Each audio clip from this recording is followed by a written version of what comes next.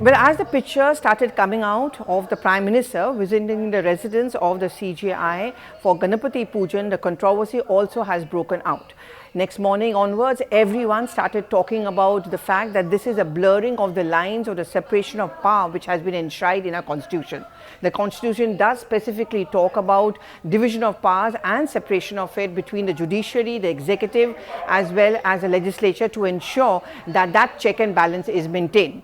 The insinuation which has come in from, say, the Shiv Sena Uddhav Thackeray faction or from the Congress party and also from some advocates of Supreme Court is that how will the CGI now be independent? How is it that we can ensure that the judgment which comes in from the Supreme Court is actually going to be free and non-partisan? In fact, Sanjay Raut went on to say that, there are important judgments which are coming up, say, regarding Maharashtra. Can we really trust the CGI or the Supreme Court on this anymore? There were many who also said that these pictures were really put out because the Prime Minister was having an eye on the Maharashtra elections, and as we all know, Ganpati is so deeply embedded as far as Maharashtra politics, religious beliefs and so on is concerned.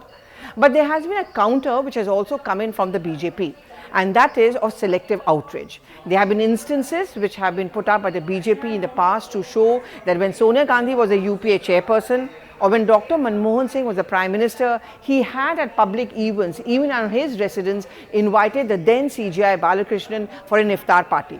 So what's okay for one religion, how can it not be okay for another? How is it that the political parties are displaying the selective outrage? According to the BJP, the insinuation also is that the CGI will not give his judgment based on facts. The insinuation is that he is coming under pressure coming in from the government, which is very unfair. And of course, as far as Maharashtra issue is concerned, the labeling of many of these objections coming in is that of being anti-Hindu.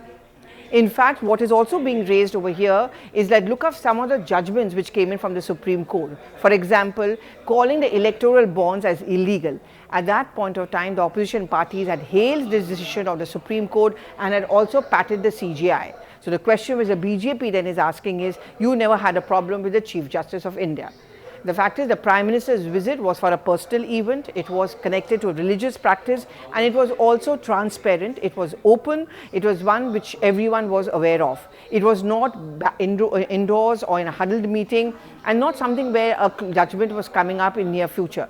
But I think despite the fact that there has been explanations which have been coming in from the BJP and a finger pointing at the opposition is unlikely to keep quiet.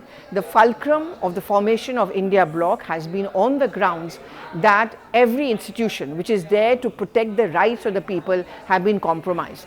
Just recently, Rahul Gandhi in America had also said the judiciary too has become subservient to the government.